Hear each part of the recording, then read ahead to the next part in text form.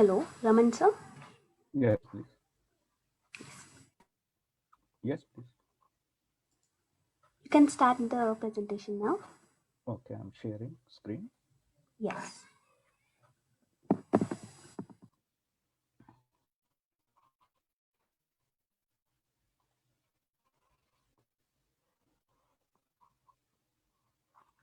नमस्कार किसान भाइयों को। सबसे पहले मैं शुक्रिया करना चाहता हूँ किसान संवाद और बायर क्रॉप साइंस का, मुझे एक मौका देने के लिए कि मैं आपसे रूबरू हो सकूं और नेमाटोड्स के बारे में बात कर सकूं। आज हम मुख्यतः नेमाटोड की जो फसलों में बीमारियां लगती हैं उनका रोकथाम कैसे किया जाए इस पर हमारा फोकस रहेगा। लेकिन दुर्भाग्यवश बहुत सारे किसान आज भी ऐसे हैं जिनको नेमाटोड के बारे में ज़्यादा ज्ञान नहीं है। तो कुछ कृषि अधिकारी भी ऐसे हैं जिनको नेमाटोड के बारे में बहुत लिमिटेड नॉलेज है। तो मुझे सामान्यतः इस तरह शुरू करना पड़ता है कि कुछ नेमाटोड जो इंसान को भी अटैक करते हैं उनके बारे में थोड़ा सा बताता हूँ। बहुत सारे नेमाटोड ऐसे होते हैं जो किसान भाई असल में कृमि के नाम से जानते हैं। हालांकि वो बोलते तो कीड़े ही हैं नेमाटोड, पेट के कीड़े, जैसे इस चित्र में दिखाई दे रहा है। इस चित्र को बहुत सारे किसान जानते होंगे, एलिफेंटियासिस डिजीज जो नेमाटोड से होती है।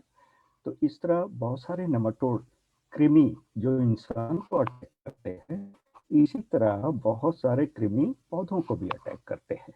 तो मैं सीधा उन नेमाटोड की बात पे आता हूँ जो हमारे पौधों और फसलों को नुकसान करते हैं। इस स्लाइड में ये बताने की कोशिश करता हूँ कि बहुत सारे सूक्ष्म जीव हमारी मिट्टी में रहते हैं, हमारे खेतों की मिट्टी में।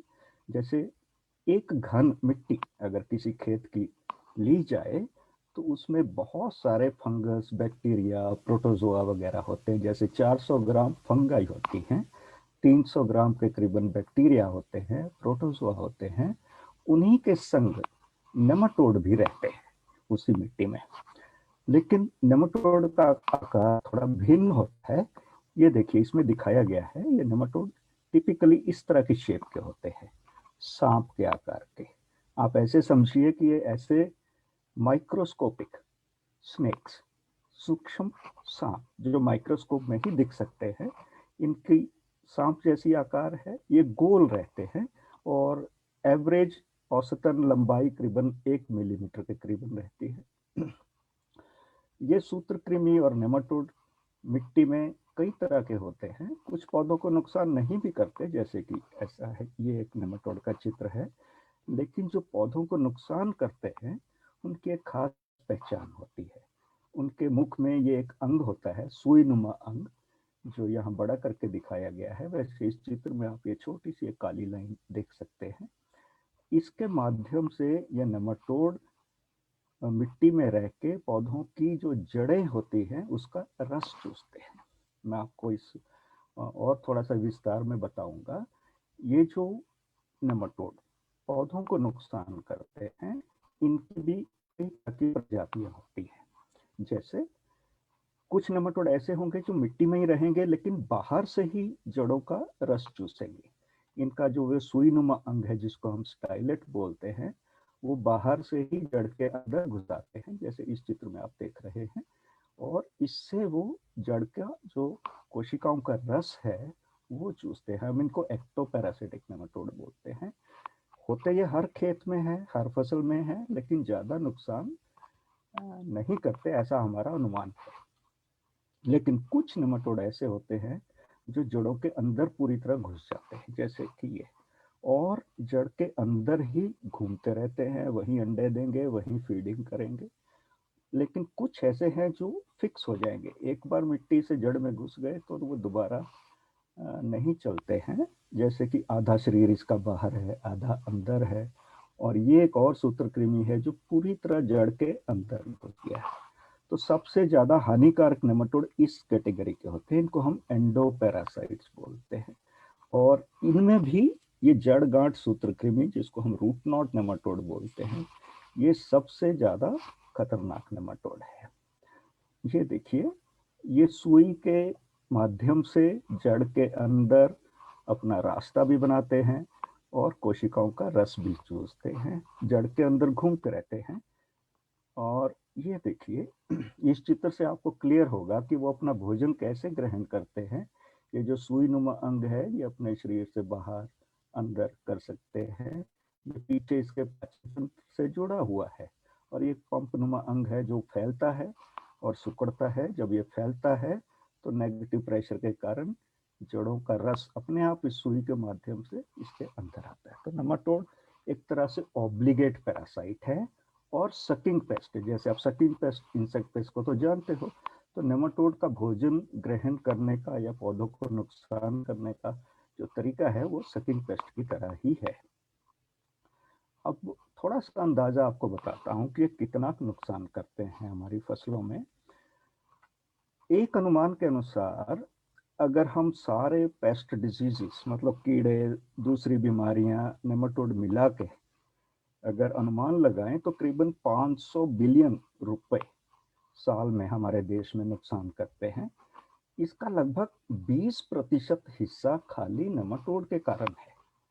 ये एक पूरा साइंटिफिक बेसिस के आधार पे मैं ये कह रहा हूँ कि बहुत सारे लोग हो सकता है इससे सहमत ना हो, लेकिन ये फील्ड रिसर्च के बेस पे ये अलग अलग फिगर हमने कैलकुलेट की है। जैसे हॉर्टिकल्चर क्रॉप्स और फील्ड क्रॉप्स लगभग बराबर नुकसान करते हैं। 23% के करीबन हॉर्टिकल्चर क्रॉप्स पे, 18.23% फील्ड क्रॉप्स में, एवरेज 40 क्रॉप्स का अनुमान हमने लगाया तो करीबन 21.3% लॉसेज, यील्ड लॉसेज खाली नेमाटोड की वजह से है। करीबन 102 billion rupees per year nematode के कारण नुकसान होता है। इतने नुकसान के जो रिस्पॉन्सिबल हैं नेमाटोड, इसमें मैंने इस स्लाइड में मुख्य नेमाटोड जो हमारे देश में हैं उनको चिन्हित किया है। सबसे ज्यादा नुकसान करने वाला नेमाटोड है रूट नॉट नेमाटोड, जिसको हम मलेडोगाइनी स्पीसीज बोलते हैं। इसकी कुछ प्रजातियां हैं जैसे इनकॉग्नेटा, जवानिका, हेप्ला। ये पॉलीफेगस मतलब ये बहुत सारी फसलों को नुकसान करती हैं, मुख्यतः vegetable, fruits, pulses, oil seeds, बहुत सारी फसलों को नुकसान करती है, लेकिन सीरियल क्रॉप्स, दानेदार फसलों को कम करती है। एरिनेरिया मुख्यतः मूंगफली को नुकसान करती है। ग्रेमिनिकोला धान नर्सरी में बहुत ज्यादा नुकसान करती है। और एक मलेडोगानी एंटेरलोबाई है, ये ज्यादातर अमरूद को नुकसान करती है। तो रूट नॉट नेमाटोड के बारे में ही हम ज्यादा बात करेंगे क्योंकि ये नंबर 1 नेमाटोड है इकोनॉमिकली। सिस्ट नेमाटोड, हेटेरोडोरा ग्लोबोडोरा, ये काफी होस्ट स्पेसिफिक होते हैं, मतलब किसी पर्टिकुलर क्रॉप को अटैक करते हैं। जैसे गेहूं है, दलहनी फसलें हैं, मक्का है, उन पे ये हेटेरोडोरा की प्रजातियां हैं। और आलू पे एक खास नेमाटोड है जिसको हम golden nematode, potato cyst nematode बोलते हैं, ग्लोबोडोरा रोस्ट्रोपियंसिस, ग्लोबोडोरा पैलिडा, वो आलू को नुकसान करता है। इसके अलावा ये लीशन नेमाटोड, बरोइंग नेमाटोड, रेनिफॉर्म में थोड़ा सा मैं ब्रीफली चित्रों के माध्यम से आपको दिखाऊंगा। जैसे सिट्रस नेमाटोड खाली सिट्रस को नुकसान करेगा। ज्यादातर नेमाटोड मिट्टी में रहते हैं, मिट्टी में रह के जड़ों को नुकसान करते हैं, या कोई और भाग जैसे आलू है, प्याज है, जो मिट्टी में बनते हैं उनको भी अटैक करते हैं। तो मैंने जैसे बताया कि रूट नॉट नेमाटोड ये सबसे मुख्य नेमाटोड है नुकसानदायक, जो पूरे भारतवर्ष में है और इसकी अलग अलग प्रजातियां हैं। तो इसके बारे में थोड़ा सा आपको जानना जरूरी है कि ये देखिए, इसके लाइफ साइकिल के बारे में बताऊंगा। ये इसकी एक अवस्था है, लार्वल अवस्था, जो मिट्टी में रहती है। इन्फेक्शन मिट्टी से शुरू होगी। हमारा जो नेमाटोड को नियंत्रण करने का जो टारगेट है वो इसी अवस्था को मारने का है, मिट्टी में। ये मिट्टी में है, आपने फसल लगाई, जैसे ही जड़ विकसित होती है ये जड़ के सिरे से जड़ के अंदर घुसेंगे, जैसा कि आप इस चित्र में देख रहे हैं। और थोड़े दिन में, 2-3 दिन में ही ये फिक्स हो जाएंगे एक जगह पे। और अंदर जो कोशिकाएं हैं जिनके माध्यम से भोजन और पानी ऊपर या नीचे चलता है, उन कोशिकाओं पे ये अपना भोजन ग्रहण करना शुरू कर देते हैं और फूलना शुरू कर देते हैं। जहाँ ये घुसेंगे फिक्स हो गए, वहाँ जड़ भी थोड़ा फूलना शुरू हो गई। ये देखिए फूलना शुरू हो गई और नेमाटोड भी फूलना शुरू हो जाएगा और लगभग 1 महीने के अंतराल पे ये इसकी मादा बन गई। देखिए ये जब मिट्टी में था तो ये सांप जैसे आकार का था, जब ये पूरी मादा विकसित हो गई तो ये गोल है और ये अंडे देगी जड़ के ऊपर, ज्यादातर 200 से 400 अंडे एक गुच्छे में देगी, जिससे फिर से बच्चे निकलेंगे, लार्वा, और वो फिर से जड़ के अंदर जाएंगे। तो इस अवस्था से इस अवस्था में लगभग इसको 1 महीने का समय लगता है। इसके तापमान पर निर्भर करता है। अगर आप इस चित्र को देखोगे तो इसमें ये गांठ है, ये गांठ है, ये मादा मादा गांठ के अंदर है, लेकिन ये जो भूरे स्पॉट आपको दिख रहे हैं ये इसके अंडकोश है। और अंदर ये मादा जो है, जैसे मैंने बताया आपको, ये उन कोशिकाओं से भोजन ग्रहण करती है जो पौधे के लिए सबसे ज्यादा इंपॉर्टेंट है, जिनके थ्रू भोजन ऊपर, पानी, खाद पानी ऊपर नीचे चलता है। इस चित्र के माध्यम से मैं आपको ये समझाना चाहता हूं कि जैसे ये जड़ गांठ से ग्रसित ये जड़ है, इसमें खूब सारी गांठें बनी हैं और ये स्वस्थ जड़ है। ये स्वस्थ जड़ में बहुत सारी बारीक जड़ें हैं, जबकि जो नेमाटोड ग्रसित जड़ है इसमें बारीक जड़ बहुत कम बची है। इसका कारण क्या होता है कि बारीक जड़ों का जो काम है मुख्यतः आपको मालूम है, मिट्टी से खाद पानी लेके ऊपर पहुंचाना, तो वो बारीक जड़ें ना होने के कारण नेमाटोड इन्फेक्शन से क्या होता है, पौधा मिट्टी से खाद पानी पर्याप्त मात्रा में नहीं ले सकता और ऊपर पूरी खुराक नहीं पहुंचती, तो पौधा कमजोर रह जाता है। जैसे ऊपर के लक्षण, क्योंकि ज्यादातर किसान भाई क्या करेंगे खेत में, ऊपर के ही लक्षण देखते हैं।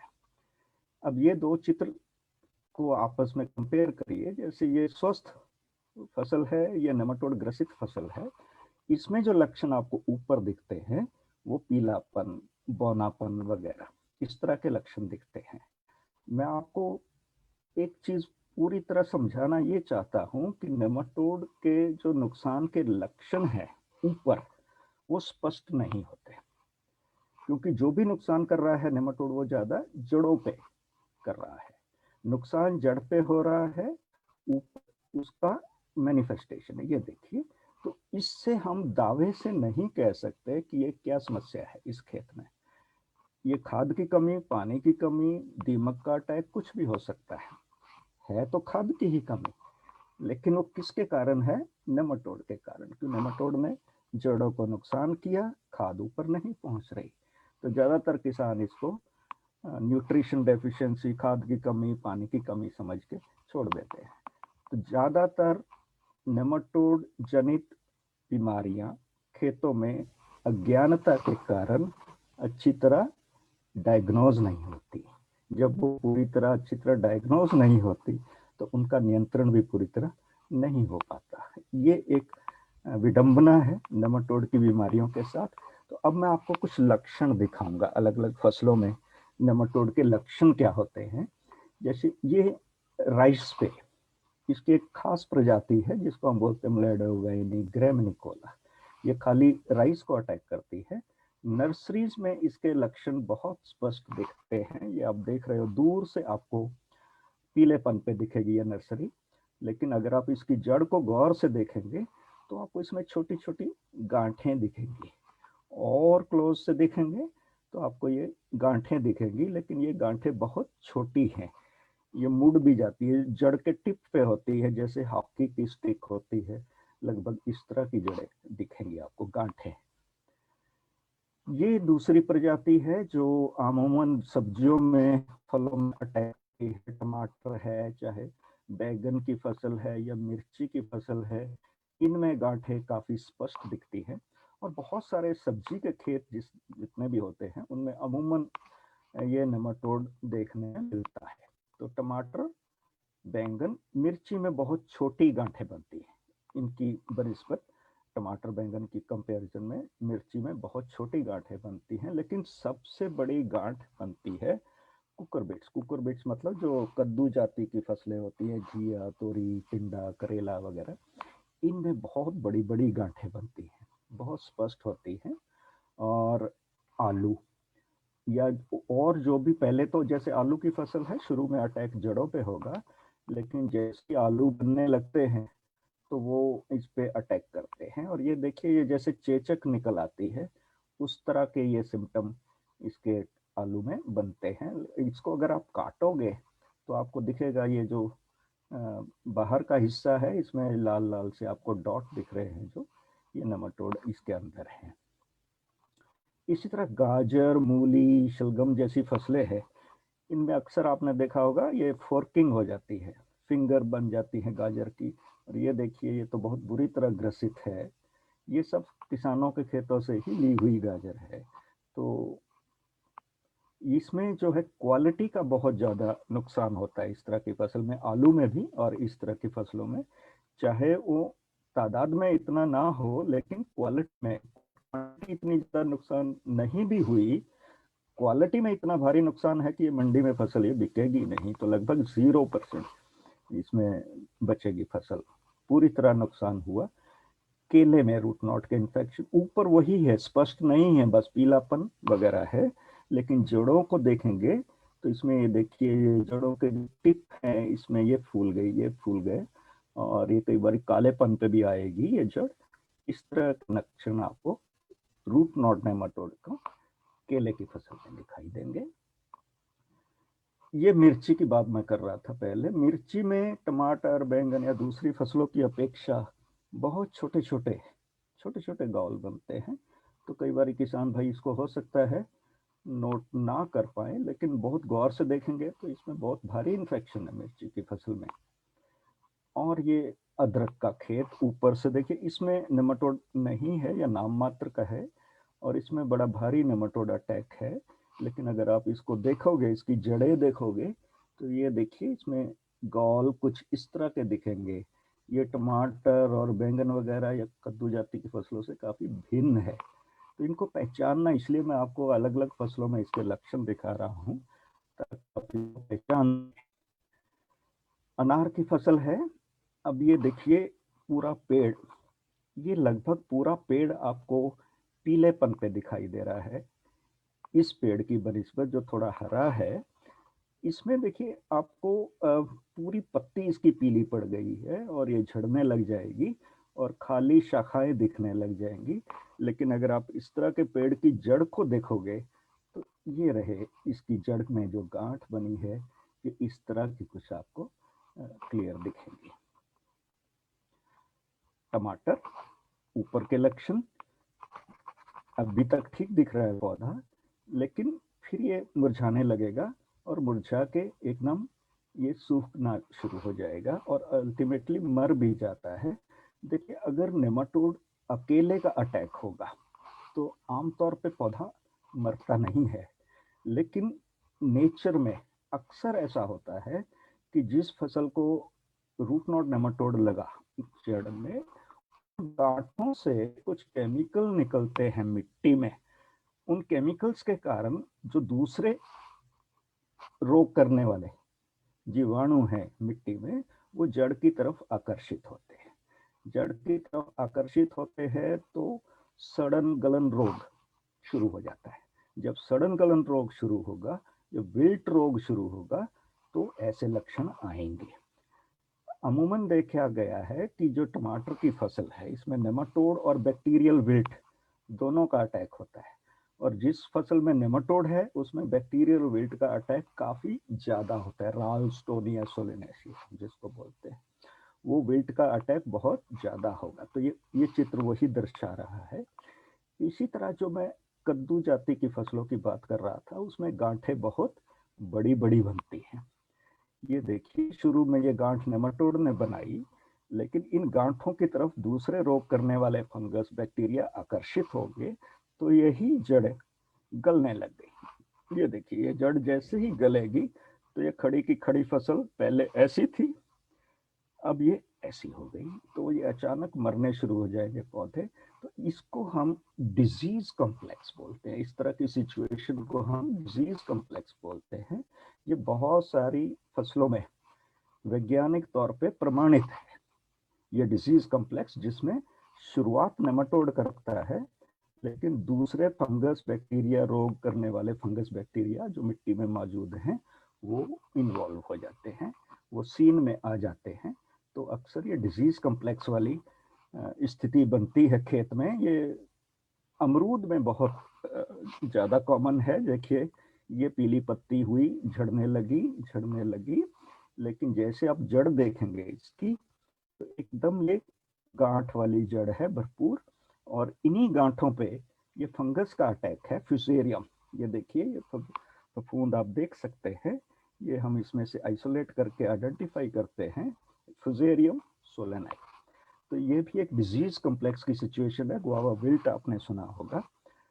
गुआवा विल्ट अकेले फंगस भी कर सकती है, लेकिन जिन पौधों में नेमाटोड है उसमें विल्ट की समस्या बहुत भयंकर तौर पे आती है। एक और चीज से मैं आपको अवगत कराना चाहता हूँ, खासकर फलों वाले पौधों की। जो नए बाग लगाते हैं किसान और वो नर्सरी खरीदते हैं, नर्सरी से पौधे खरीदते हैं, तो अक्सर ये चीज हमारे नोटिस में आई है कि ये जो पॉलीथीन बैग, ये पौधा अमरूद का है, पॉलीथीन बैग है, इसके अंदर इसकी जड़ें हैं, तो वो जड़ तो कोई देखता नहीं है। वो जड़ देखता नहीं है तो अगर हम एक रैंडम सैंपल पहले लेके देखें और इस पॉलीथीन को खोल के जड़ को वॉश करके देखें मिट्टी हटा के, तो ये कई बार इसमें गांठें मिलती है। अब ये क्या है कि जब आप नया बाग लगाओगे, अपना नया ये पौधा लगाओगे उसमें, तो ये नेमाटोड आपके खेत में चला गया, और इस तरह के पौधे ज्यादा दिन नहीं चलेंगे, ये कुछ ही महीनों में मरने शुरू हो जाएंगे एक एक करके। तो आपको लगेगा पता नहीं क्या है, लेकिन ये रोग आया नर्सरी से है। तो आपको इस चीज के लिए भी सचेत रहना है, जब भी आप कोई नया बाग लगाएं नर्सरी देख दाख के लें। तो ये तो था रूट नॉट नेमाटोड के बारे में जो मैं आपको बता रहा था। और पहले मैंने आपको जिक्र किया कि सबसे ज्यादा नुकसान करने वाला नेमाटोड रूट नॉट नेमाटोड है। मैंने अलग अलग फसलों में इसके लक्षण दिखाए आपको। दूसरा है ये सिस्ट नेमाटोड का मैं जिक्र कर रहा था। सिस्ट नेमाटोड ज्यादातर स्पेसिफिक होते हैं, जैसे गेहूं वाला सिस्ट नेमाटोड गेहूं जौ को ही अटैक करेगा, दलहनी फसलों वाला दलहनी फसलों को ही अटैक करेगा, आलू वाला आलू को ही अटैक करेगा। ये आलू वाला सिस्ट नेमाटोड के कुछ चित्र है। देखिए इसमें गांठ नहीं बनेगी जड़ में। ऊपर सारे नेमाटोड, चाहे कोई भी नेमाटोड है, ऊपर के लक्षण वही रहेंगे, कमजोर फसल, पीली पत्ती, बौनापन वगैरह, उससे कुछ भी हम निष्कर्ष नहीं निकाल सकते। लेकिन जड़ों को देख के एक तो हम क्लियरली, जड़गांठ नेमाटोड तो खेत में ही पहचान में आ जाएगा, सिस्ट नेमाटोड तो गांठ भी नहीं बनाता, तो कैसे पहचान में आएगा? अगर आप गौर से देखोगे इसमें ये सफेद सफेद धब्बे, डॉट नुमा चीजें दिख रही है, ये इसकी मादा बनी है। और थोड़ा बड़ा करके देखेंगे, ये देखिए इसकी मादाएं हैं जो बाहर आनी हो शुरू हो गई जड़ से। शुरू में सफेद होंगी, लेकिन धीरे धीरे जैसे फसल पकती है आलू की, ये गोल्डन कलर की बन जाएंगी या पीलेपन पे आ जाएगी और गोल्डन कलर में आ जाएंगी। ये नेमाटोड अपने मादा के अंदर ही अंडे देगा, 200, 400, 500 अंडे। जैसे ही फसल पकेगी, ये सिस्ट बोलते हैं हम इसको, ये सिस्ट मिट्टी में गिर जाएगी और ये तब तक निष्क्रिय पड़ी रहेगी जब तक आप अगले साल फिर से आलू की फसल लगती है तो ये जागते हैं, हैचिंग होती है और फिर से नेमाटोड एक्टिव होकर अटैक करता है। एक और नेमाटोड का मैं जरूर जिक्र करूंगा जिसको हम बरोइंग नेमाटोड बोलते हैं। ये नेमाटोड काफी नुकसान करता है, मुख्यतः केले की फसल को, लेकिन जो दूसरी प्लांटेशन क्रॉप्स हैं जैसे कि अपना ब्लैक पेपर है, कार्डमम है, इस तरह की फसलें जो अपने साउथ इंडिया में ज़्यादा लगती हैं, उनको काफ़ी भारी नुकसान करता है। ऊपर फिर से वही पीलापन, कुछ क्लियर नहीं है बात, लेकिन जैसे आप जड़ देखोगे, अब ये एक तो पहले चित्र दिखाया था मैंने आपको बनाना का, जिसमें गांठ रोग, रूट नॉट नेमाटोड लगा था। ये दूसरा बरोइंग नेमाटोड में अब गांठ नहीं बनेगी, ये गांठ नहीं बनेगी, ये जड़ों पे आपको ये कालापन, ये नेक्रोसिस, ये दिख रहा है। और कभी कभी क्या होता है, जब फसल पौधे में फल लगा है और जड़ तो अच्छी तरह विकसित नहीं होती और तेज हवा चलती है तो गिर जाते हैं। ये जो इसका कॉर्म है ये भी ब्लैक हो जाता है। लेकिन मुख्य पहचान आपको इन जड़ों से होगी। इस जड़ों को अगर हम लंबाई में काटेंगे तो ये देखिए, ये स्वस्थ जड़ है, ये सफेद है, लेकिन धीरे धीरे आपको ये जो जड़ का जो बाहरी हिस्सा है ये कालेपन पे है। और ये है पूरी तरह जब रोग लगा, बीच का हिस्सा ठीक है, लेकिन जो इसका कॉर्टेक्स जिसको हम बोलते हैं वो सारा गल गया है, सड़ गया है, ब्लैक हो गया है। तो ये खेत में अगर पहचानना है तो जड़ को ऐसे काट के देखेंगे तो आपको वही क्लियर हो जाएगी पिक्चर। सॉरी। इसी तरह एक सिट्रस नेमाटोड है जो सिट्रस को ही अटैक करता है। नींबू जाति के जितने पौधे होते हैं, फिर से स्पष्ट नहीं है। सिट्रस डिक्लाइन जिसको अपन बोलते हैं, स्लो डिक्लाइन, 5-6 साल का पौधा हो गया उसके बाद ये सूखना शुरू होता है धीरे धीरे, ऊपर से नीचे को पत्तियां झड़ेगी, खाली डालियां आपको दिखेंगी। लेकिन अगर हम जड़ देखेंगे तो फिर से हम इसको आसानी से पहचान सकते हैं। जैसे इसकी जो छोटी बारीक वाली जड़ है, अगर वो क्रीम कलर की है तो मतलब ये स्वस्थ जड़ है। लेकिन अगर ये भूरेपन पे है, ऐसे थोड़ी सी लूज दिखती है, जैसे उस पर मिट्टी चिपकी होगी, इसको धोएंगे तो मिट्टी उतरेगी नहीं। तो ये इसके लक्षण हैं जिससे हमें पता लगता है कि ये नेमाटोड इसमें लगा है। रेनिफॉर्म नेमाटोड, ये एक और नेमाटोड है जिसको हम अक्सर मिस करते हैं खेत में। ये आधा अंदर आधा जड़ के अंदर होता है, आधा जड़ के बाहर, और इसकी मादा यहीं पे अंडे देगी तो इसके ऊपर मिट्टी वगैरह चिपक जाती है और ये नेक्रोटिक ऐसे दिखेगा आपको। हाथ चलाएंगे इसके ऊपर तो ये रफ सा दिखेगा। इसकी पहचान खेत में मुश्किल होती है, लेकिन अगर हम सैंपल नेमाटोड में लैब में ला के देखेंगे तो इसकी पहचान होती है।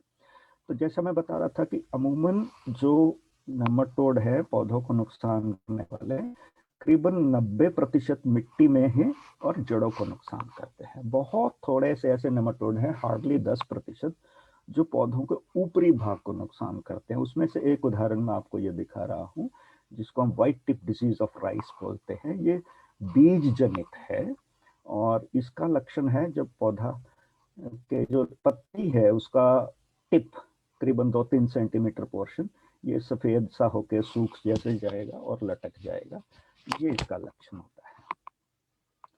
यही नेमाटोड जैसे ये ट्यूबरोज रजनीगंधा की फसल को, फूलों को अटैक करता है। जैसे ये स्वस्थ है फूल और ये रोगग्रस्त है। ये काफी बंगाल, उड़ीसा, उस इलाके में ये काफी ट्यूबरोज को नुकसान करता है। तो ये था लक्षण के बारे में। ज़्यादातर जो मुख्य नेमाटोड है मैंने अलग अलग फसलों पे उसके लक्षण की पहचान आपको दिखाने की कोशिश की, क्योंकि इसमें मुख्य नेमाटोड रूट नॉट है, तो रूट नॉट के बारे में हमने थोड़ा विस्तार के बारे में बात की। अब हम इसका नियंत्रण के बारे में बात करेंगे। बहुत सारे तरीके हैं नेमाटोड को नियंत्रण करने के लिए। इनमें ज़्यादातर क्रॉप रोटेशन, लेकिन क्रॉप रोटेशन तभी संभव है जब नेमाटोड किसी खास फसल तक ही सीमित रहता है। जैसे कि सिस्ट नेमाटोड गेहूं पे ही अटैक करेगा तो हम गेहूं की जगह मस्टर्ड लगा सकते हैं, तो पॉसिबल है। जैसे रूट नॉट नेमाटोड है जिसकी हम खास बात कर रहे हैं, इसमें चॉइस बहुत थोड़ी होती है क्योंकि ये बहुत सारी फसलों को अटैक करता है। खाली कुछ सीरियल क्रॉप्स को छोड़ दीजिए, अदरवाइज जो कॉमन स्पीसीज है उसके लिए चॉइस बहुत लिमिटेड है क्रॉप रोटेशन में। और जो फलवारी फसलें हैं उनमें तो बिल्कुल चॉइस ही नहीं रहती है। सैनिटेशन, अगर हम क्रॉप खत्म हो गई उसके बाद जड़ों को, जो रोग ग्रसित जड़ें हैं उनको निकाल दें और सुखा के जला दें तो काफ़ी नेमाटोड इनोकुलम मिट्टी से बाहर आ जाएगा। और पद्धति है, ज़्यादातर किसान फार्म यार्ड मैन्योर या दूसरे ऑर्गेनिक मैटर जैसे ग्राउंड नट केक, नीम केक वगैरह लगाते हैं, उससे काफी फायदा होता है नेमाटोड नियंत्रण में। सॉइल सोलराइजेशन एक बहुत अच्छा मेथड है, लेकिन अगर उसमें प्लास्टिक मल्चिंग करेंगे तो वो और ज़्यादा कारगर रहती है। लेकिन ये संभव है सिर्फ नर्सरी बेड्स में। पॉली हाउसेज में ये काफ़ी इसका प्रचलन हो गया है, बहुत सारे लोग इसको इस्तेमाल करने लगे हैं। बायो कंट्रोल एजेंट्स में जो स्पेसिफिक है नेमाटोड के एग पैरासाइट, वो ये 2 फंगस हैं जिसको बहुत सारे किसान पसिलोमाइसिस को जानते हैं। पोकोनिया को भी जानते हैं, ये उपलब्ध हैं बाजार में। ये नेमाटोड की एग पैरासाइट है। लेकिन जो दूसरे बायो कंट्रोल एजेंट्स है जो दूसरी बीमारियों के लिए अक्सर हम लोग यूज करते हैं, ट्राइकोडर्मा, सुडोमोनास, बैसिलस, ये नेमाटोड की बीमारियों में भी कुछ हद तक फायदा करते हैं, लेकिन पूर्ण तरह डायरेक्टली नहीं, इनडायरेक्टली करते हैं। रेजिस्टेंट वैरायटी अलग अलग फसलों में नेमाटोड के लिए कुछ खास उपलब्ध नहीं है, तो इसका जिक्र ना ही करे तो अच्छा है। केमिकल के नाम पे नेमाटोड को नियंत्रण करने के लिए शुरुआत फ्यूमिगेंट से हुई थी, लेकिन बहुत सारे किसान जो जानते हैं, आज भी इस्तेमाल करते हैं, वो है फ्यूराडान, जिसको आप कार्बोफ्यूरॉन के नाम से भी जानते हैं।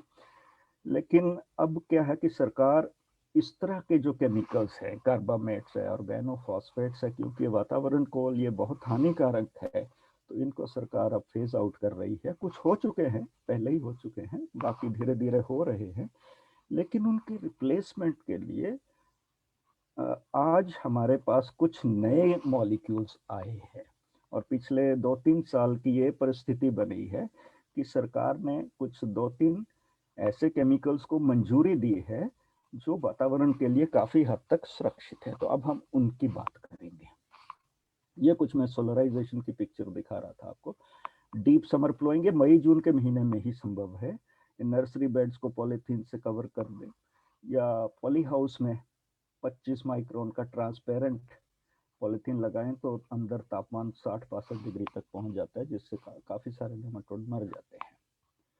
और ये है ऑर्गेनिक मैटर जैसे फार्म यार्ड मैन्योर और बायो कंट्रोल को अगर हम इसका संवर्धन करके लगाएंगे तो ये बहुत ज्यादा कारगर होंगे।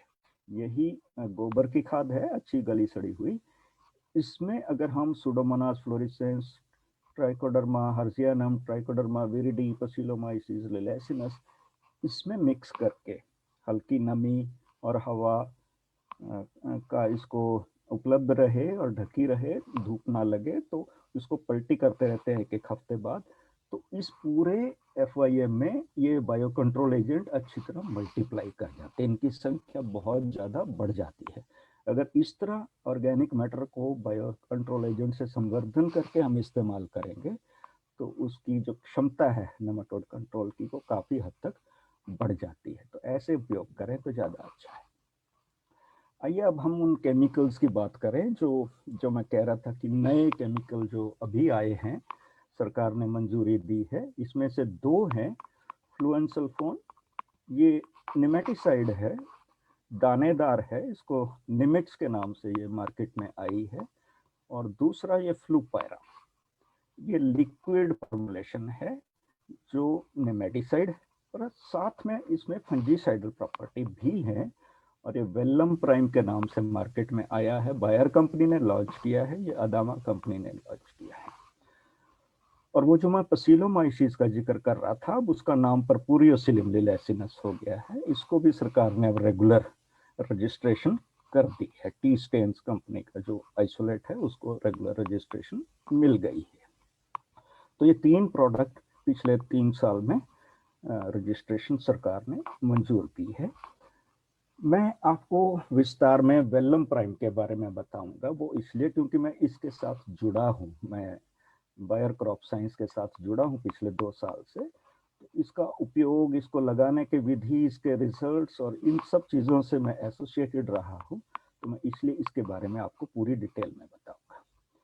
जैसा कंपनी क्लेम करती है कि this is the beginning of revolution against nematodes, ये सचमुच एक क्रांतिकारी दवा है जो दूसरे देशों में तो कुछ साल पहले से उपलब्ध थी, लेकिन अपने देश में करीबन 2 साल पहले लॉन्च हुई है, और ये बहुत ही कारगर है नेमाटोड के लिए। इसके मैं कुछ इसकी फीचर्स आपको बताता हूँ। जैसे ये बहुत इफेक्टिव तो है ही, लेकिन उससे ज़्यादा ये लॉन्ग टर्म प्रोटेक्शन देती है। लॉन्ग टर्म प्रोटेक्शन मतलब जैसे पहले फ्यूराडान वगैरह हम लोग इस्तेमाल करते थे, उनका असर 3-4 हफ्ते तक रहता था, लेकिन ये ऐसी प्रोडक्ट है जो 100 से भी ज़्यादा दिन तक फसल को नेमाटोड से बचा के रखती है। दूसरी बात मैं बता रहा था कि नेमेटिसाइड तो है ही, इसमें आई एम सॉरी, फंजीसाइडल प्रॉपर्टीज भी हैं। तो मैंने जिक्र किया था डिजीज कॉम्प्लेक्सेस का, अगर आपको याद हो, जैसे कि अमरूद में, जैसे कि टमाटर में, केले में वगैरह, तो फंगस नेमाटोड का डिजीज कम्प्लेक्स रहता है। तो इस तरह की सिचुएशन के लिए ये जो प्रोडक्ट है, क्योंकि इसमें फंजीसाइडल प्रॉपर्टीज भी हैं, तो मेरा ऐसा मानना खुद का कि ये बहुत ही कारगर रहती है। अब ये क्योंकि लिक्विड प्रोडक्ट है तो इसको लगाने में भी बहुत सुविधा है। आप इसको ड्रिप से, स्प्रिंकलर से, किसी भी विधि से इसको लगा सकते हैं। और सबसे बड़ा इसका एडवांटेज ये है, मैंने ऊपर हेडिंग में ही लिखा है, strong roots and strong foundation. आप खुद देखेंगे जैसे हम ये इस दवाई का इस्तेमाल करते हैं तो जड़ें जो नई बनेगी, वो छोटी बारीक जो सफेद जड़ें हैं जिनका काम मिट्टी से भोजन और फर्टिलाइजर और पानी का अपटेक करना होता है, वो बहुत अच्छे से विकसित होती है। मतलब जड़ का विकास भरपूर होता है, सफेद बारीक जड़ें। अगर वो जड़ें विकसित होंगी तो नेचुरली पौधे की जो खुराक लेने की कैपेसिटी है वो बहुत हद तक बढ़ जाती है। उससे पौधे की बढ़वार बहुत अच्छी होगी और उसका असर उसकी यील्ड में दिखेगा। खाली यील्ड नहीं, उसकी क्वालिटी, यील्ड की जो क्वालिटी है उसमें भी आपको इसका असर दिखेगा। तो इसको इस्तेमाल कैसे करना है वेलम प्राइम, थोड़ा इसको गौर से समझिए। डोज क्या रहती है? डोज इसकी एक ही है। विभिन्न फसलों में डोज एक ही रहेगी, 500 ml प्रति एकड़। इसकी 3 तरह की पैकिंग आती है, एक 500 ml, एक 250 ml और एक 100 ml की भी आती है। 500 ml प्रति एकड़, इससे ज़्यादा नहीं लगानी चाहिए। कब लगाएंगे? तो मैं टमाटर की बात कर रहा हूँ बेसिकली। जैसे हम लोग रुपाई करते हैं, ट्रांसप्लांटिंग करेंगे, तो 1 से 3 दिन के अंदर हमें इसकी दवाई लगानी है। दवाई लगाने से पहले मिट्टी में नमी रहनी चाहिए। सूखी मिट्टी में नहीं लगानी और ज़्यादा नमी भी ना हो, बस थोड़ी नमी रहनी चाहिए मिट्टी में। अब कैसे बनाना, इसका घोल बनाना पड़ेगा। घोल कैसे बनाना है, वो बड़ा सिंपल तरीका आपको समझाता हूँ। मान लीजिए 1 एकड़ में टमाटर के 8000 पौधे लगते हैं। इसका 1 जीरो काटेंगे तो 800 बचा। 800 लीटर पानी आपको लेना है। 800 लीटर पानी में 500 मिलीलीटर दवा मिला के उसका घोल बनेगा और वो घोल 100 ml प्रति प्लांट लगाना है आपको। और ये दवा लगाने के बाद फिर से आपको सिंचाई करनी है 1 से 3 दिन के अंदर। तो 3 स्टेप हुए। एक ही बार लगेगी ये दवाई, लेकिन कई बार जैसे रेत वाली मिट्टी है तो उसमें हम इसको स्प्लिट कर देते हैं, 250 ml प्लस 250 ml 2 बार लगवाते हैं। लेकिन आमतौर पे ये एक ही बार लगती है। ये देखिए, ये 3 स्टेप जैसे मैं आपको जिक्र कर रहा था, 3 स्टेप हुए। पहला स्टेप, ये सुनिश्चित कीजिए कि दवाई लगाने से पहले मिट्टी में हल्की नमी रहनी चाहिए। दूसरा स्टेप, आपने दवाई का घोल बना रखा है, वो तने के चारों तरफ करीबन 5-6 इंच के घेरे में वो आप लगाइए, मैनुअली लगाइए। दवा लगा दी 1 से 3 दिन के अंदर, जैसे पौधा ने जड़ पकड़ ली उस टाइम दवाई लगाइए। और दवाई लगाने के फिर से 1 से 3 दिन के अंदर आप नॉर्मल उसकी सिंचाई करें। तो ये 3 स्टेप है। वेलम प्राइम में एक मुख्य, इसका अगर आपने असर देखना है तो सबसे मुख्य बात यह है, ठीक ढंग से दवाई लगे। अगर दवाई ठीक ढंग से लगी है तो आपको बहुत अच्छे रिजल्ट मिलेंगे और बहुत दिनों तक, 100 दिन तक, 120 दिन तक भी हमने देखा है, उसमें कोई गांठ नहीं दिखेगी आपको। अब दूसरा सवाल यह है कि दवाई कैसे, घोल है, घोल बना लिया तो कैसे लगाए? हम आपको राय ये देते हैं कि जो किसान पहली बार इस दवाई का प्रयोग करें वो ऐसे ड्रेंच करें, किसी नाप बना लें कोई मग वगैरह से, 100 ml खाली मिट्टी में डले, पत्ती वगैरह पे इसकी छींट ना पड़े। ऐसे लगाएंगे तो बहुत अच्छे रिजल्ट, शुरू में पहली बार लगाएंगे तो अच्छे से दवाई लगेगी तो उसके रिजल्ट भी अच्छे आएंगे, क्योंकि आपको तजर्बा नहीं होगा, पहली बार इस्तेमाल करेंगे।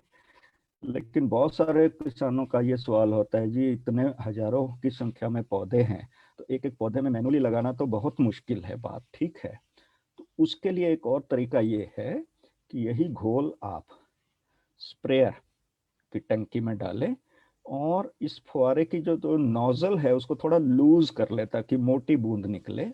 उसको थोड़ा सा आपको स्टैंडर्डाइज करना पड़ेगा कि 100 ml निकलने में कितना टाइम लगता है, आधा मिनट, कितने सेकंड वगैरह, ताकि आप उतने सेकंड के लिए इसको मिट्टी पे स्प्रे कर दें। ऊपर मिट्टी में स्प्रे करना है आपको स्प्रेयर के माध्यम से, और उसके बाद वही है, इसके बाद आपको सिंचाई करनी है। ये है इसको लगाने की विधि। अब कुछ फलदार पौधे हैं, मैं एक बार क्लियर कर दूं कि अभी इसका लेबल क्लेम हमारा टमाटर पे है, लेकिन हम लोग कंपनी का जो स्टाफ है, हम लोग दूसरी फसलों पे भी इसको टेस्टिंग चलती रहती है, और उस टेस्टिंग के जो रिजल्ट हैं वो मैं आपसे शेयर कर रहा हूँ कैसे लगाना है। जैसे कि पेड़ है, ये मान लीजिए अनार का पेड़ है, ये अनार का पेड़ है, और इसमें ये ड्रिप लाइन है 2 लेटरल, और ये 4 ड्रिपर है। ठीक है, तो वही 3 स्टेप, पहला स्टेप चलाएंगे, थोड़ी देर पानी चलाइए ताकि मिट्टी में नमी बन जाए। दूसरा स्टेप ये होगा कि ड्रिपर के नीचे से थोड़ी सी मिट्टी हटा दें, चारों ड्रिपर के नीचे से थोड़ी सी मिट्टी हटा दें। आपको एक पेड़ पे लगभग 2 ml दवाई बनती है उसी कैलकुलेशन के हिसाब से, तो 1.5-2 ml जितनी दवाई बने उसको आप मान लीजिए 2 लीटर पानी में सोल्यूशन बना लेंगे। तो ये मिट्टी हटाने के बाद ये जो गड्ढा बना है इसमें आप आधा आधा लीटर चारों में डाल दो। 2 लीटर सोल्यूशन था तो 500 500 500 500 ऐसे डाल दो, मिट्टी वापस डाल के फिर से आप इसको चला दें, इरिगेशन दे दें, ताकि वो जो दवाई है वो नीचे परकोलेट हो जाए, जड़ों तक पहुंच जाए।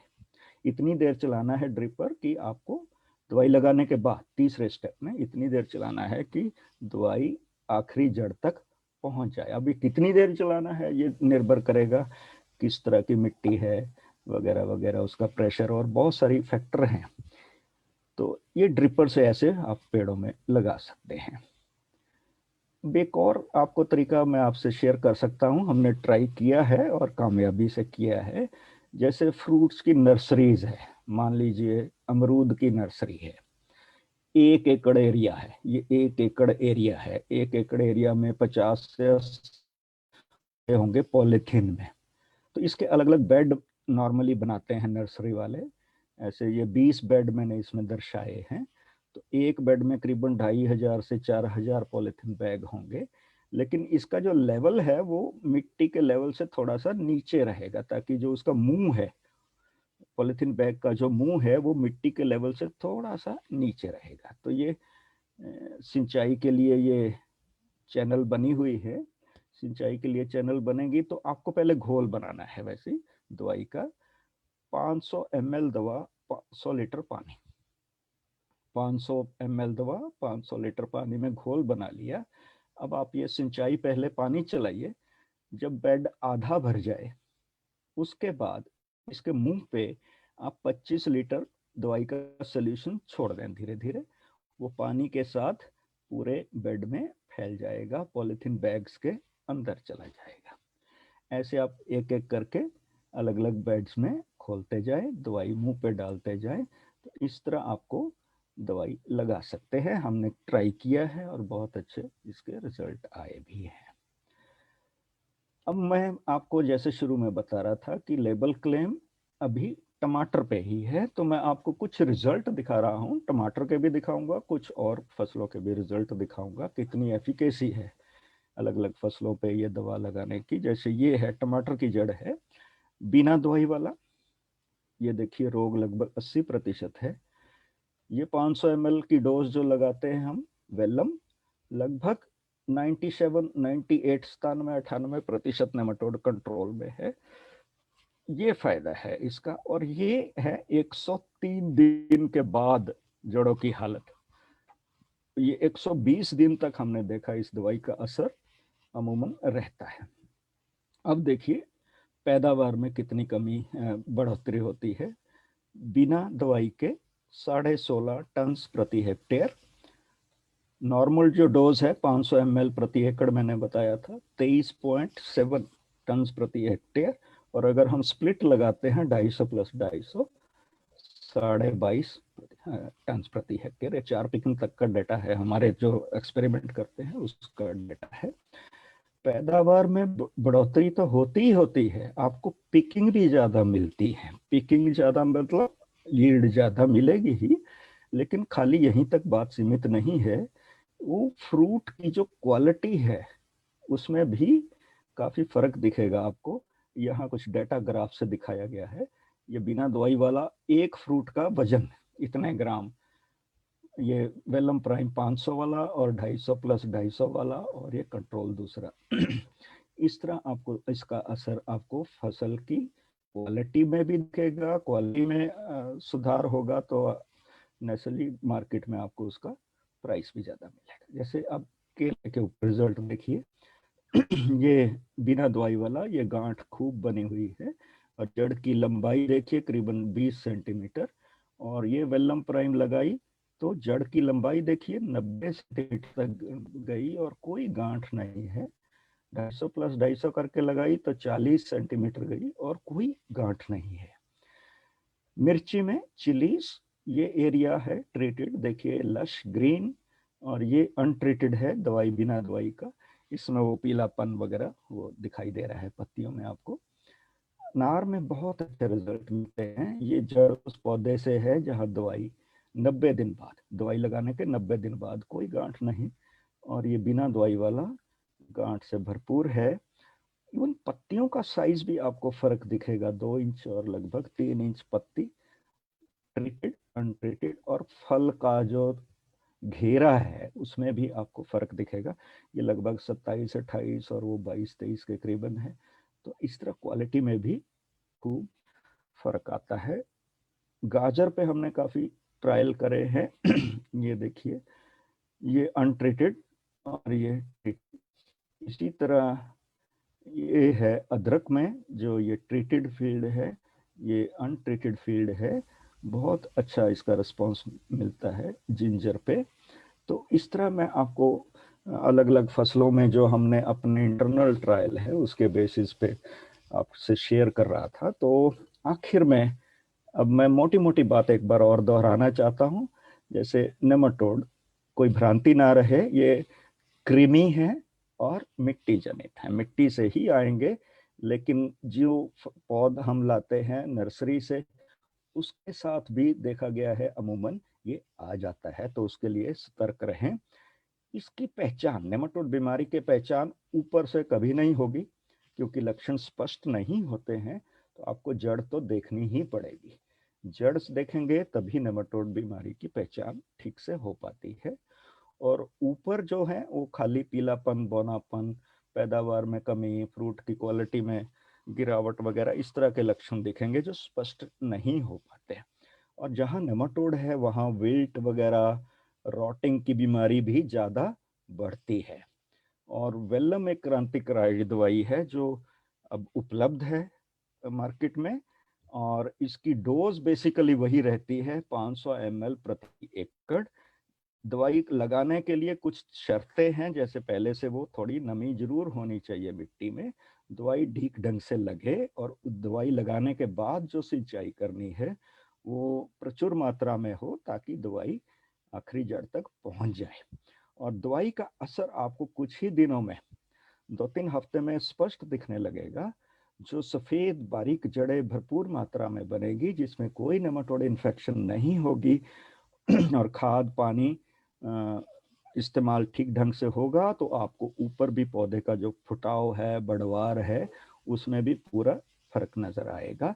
हरी पत्तियां, ब्रांचिंग, फ्लश, सारा कुछ आपको नजर आएगा।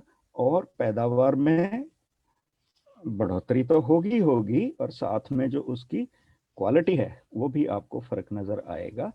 और विल्ट वगैरह जो बीमारियां जो मैं जिनका जिक्र कर रहा था, अगर आप गौर करेंगे तो आपको लगेगा कि उसमें भी काफी कमी आएगी। और इसका असर जो है लगभग 120 दिन तक रहता है।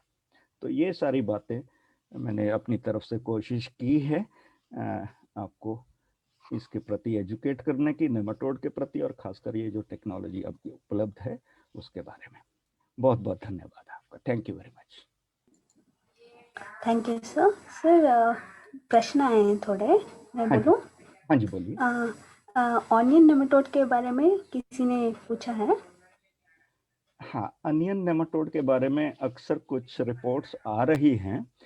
मैं आपको वैसे बता दूं कि जैसे जड़गांठ नेमाटोड है, अनियन और गार्लिक, प्याज और लहसुन हम रिकमेंड करते थे किसी ज़माने में कि ये नेमाटोड के नियंत्रण में काफ़ी सहायक रहते हैं। लेकिन आजकल कुछ रिपोर्ट आ रही हैं जिसके अनुसार नेमाटोड की जो इंसिडेंस है वो प्याज पे मिल रहा है, लेकिन अभी इतना नहीं, हम बड़े पैमाने पे नहीं कह सकते कि प्याज पे ये समस्या आई है। फिर भी इसको स्टडी करना चाहिए, हो सकता कोई और नेमाटोड हो इसमें। सर और एक प्रश्न है, हाँ जी, बिफोर प्लांटेशन वेलम देना है कि ऑनगोइंग क्रॉप में देखने के बाद ये देना होगा? देखिए, नेमाटोड के लिए आपको एक चीज ध्यान में रखनी है, दवाई शुरू में जितना लगेगी उतना अच्छा है। जैसे टमाटर का मैंने आपको उदाहरण दिया, एक हिस्ट्री होती है जहां जैसे नेमाटोड का रोग आ गया, रूट नॉट नेमाटोड का, कि एक फील्ड है जिसमें वेजिटेबल क्रॉपिंग सिस्टम चल रहा है, उसमें आपने इस फसल में नोट किया, फसल पकने वाली थी पिछली फसल, उसमें आपने नोट किया कि इसमें नेमाटोड इन्फेक्शन आ गया। तो अब आप ये मान के चलेंगे कि ये एक कैंसर रोग की तरह होता है। जिस खेत में रूट नॉट नेमाटोड आ गया वो आराम से जाने वाला नहीं है, वो उसको हम कम ज़्यादा कर सकते हैं, उसकी संख्या हम इतनी डाउन कर सकते हैं कि आपकी पैदावार में कोई फर्क ना पड़े। अब रहा लगाना कब है, तो आपको मालूम है आपके खेत की मिट्टी में नेमाटोड आ गया, अब जैसे आप अगली फसल प्लान करेंगे तो जितना जल्दी ये दवाई लगेगी उतना अच्छा रिजल्ट आएगा। आप ये वेट मत करिए कि आप टमाटर लगा दिया, देखते हैं जब गांठ बनेगी तब दवाई लगेंगे। पिछली फसल ने आपको बता दिया कि इसमें नेमाटोड है, तो अगली फसल में अक्सर वो आना ही है, तो उसका शुरू से ही आप कंट्रोल करना शुरू करिए। प्रदीप जी ने रेज हैंड किया है। हाँ, प्रदीप जी, आप बात कर सकते हैं अनम्यूट करके। बोलिए। प्रदीप जी आप हैं? शायद नहीं हम लोग। ओके, पूरा इन्फेक्शन जानने के लिए कितने साल लगेंगे, ऐसा पूछा है। पूरा इन्फेक्शन जानने के लिए कितने साल लगेंगे? देखिए, नेमाटोड आज इंट्रोड्यूस हुआ खेत में, आपको इसकी पॉपुलेशन बढ़ते बढ़ते तो कुछ समय लगता है, तो शुरू में इतनी कम होगी कि आप इसको नोट नहीं कर पाएंगे। वो डिपेंड करता है आप कौन सी फसल लगाते हैं। अगर सारी फसलें ससेप्टेबल लगेंगी तो बहुत जल्दी मल्टीप्लाई करेगा और अगली फसल में ही आपको इसका असर दिखने लग जाएगा। अगर बीच में कोई ऐसी फसल आई जो इसका होस्ट नहीं है तो वो पॉपुलेशन डाउन होगी, तो ये लंबे असर में दिखेगा, लंबे टाइम में दिखेगा। कौन सी फसल लगाते हैं उस पर निर्भर करेगा। ओके, प्रदीप जी आप पूछना चाहते हैं आपका प्रश्न? Yeah, okay. My voice is audible? Yes, yes, please. It is Audible. Yeah. Sir, regarding paddy nematode, the paddy nematode is now it is a very minor pest. I think is there any chance to become a major pest in future or any hotspots? It Yeah. is already a major pest across the country. I presume you are talking about the root knot nematode of rice, which is Yeah. Maladogyna graminecola. Yeah. Am I correct? Yeah. Yeah. It is, earlier it was thought to be a minor pest. I'm talking about 10-15 years ago.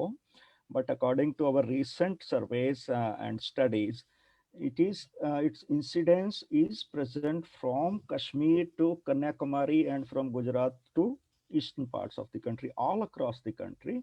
Particularly, it is more clearly visible in the nurseries, rice nurseries, and the incidence varies from 50 to 70% according to our surveys. And in our assessment, this is number one problem in India, this particular nematode Maladogyna graminecola, because the area of rice is very huge. So in economic terms, at the national level, this is one nematode which causes maximum losses. So this is a major pest now. We have forgotten about Herschmanniella and other nematodes earlier, which used to be studied a lot in rice. Now we have abandoned those nematodes. This is the one which is under focus. Any hotspots are there, sir, in India for rice nematode? All across the country I mentioned. So the most favorite point, you can say, Mandya area in Karnataka. There it came as a very serious problem a few days ago, a few years back. Otherwise, many places in the country, it is there. I think farmers are not aware about this nematode. No, sir. Farmers are not aware. I tell you the reason, because when Yeah. you sow the nursery, it takes about 3 to 4 weeks for transplanting. Yes. When the nursery is about 3 weeks age and it is about to be transplanted, you will notice yellowing symptoms, which most farmers believe that it is zinc and urea deficiency, and they go for spray of zinc and urea. Now, I'll tell you the difference between zinc and urea deficiency and nematode infection system. The nursery bed, if it is uniformly yellow across the nursery bed, it may be a case of urea and zinc deficiency. Okay, so if it is unevenly yellow in the bed, it is most likely root knot nematode infection, Bladogani graminecola. So in that case, I'll suggest you uproot a few seedlings, wash the roots, and you will clearly see the knots on the roots. Okay. Sir, what is the percentage of yield loss due to nematode in rice? Varies from area to area and nematode population. Usually 20-23% losses are very common. The losses will be more in DSR, and where the water saving techniques are used, there the losses will be more. In continuously submerged rice crop, it may get a little suppressed in due course of time. Yes, sir. Pertaining to the states, regarding in Andhra Pradesh or Telangana, any hotspots are there, sir? Everywhere, sir. Wherever rice is grown, it is this nematode is there. Okay. Like we work in specific districts, like in Karnataka. We work in Shimoga, we work in Bangalore. Naturally, there are only 2-3 nematologists in the whole state. So they cannot travel the whole state. So they focus in their nearby areas. So those nearby areas, naturally the incidence is reported. So Shimoga, Bangalore, this much incidence is there. They are not able to go to remote areas where incidence may even be much higher than this. So we take an average picture. The number of nematologists is very limited. The trained people are very limited. Okay, sir. Thank you. Thank you.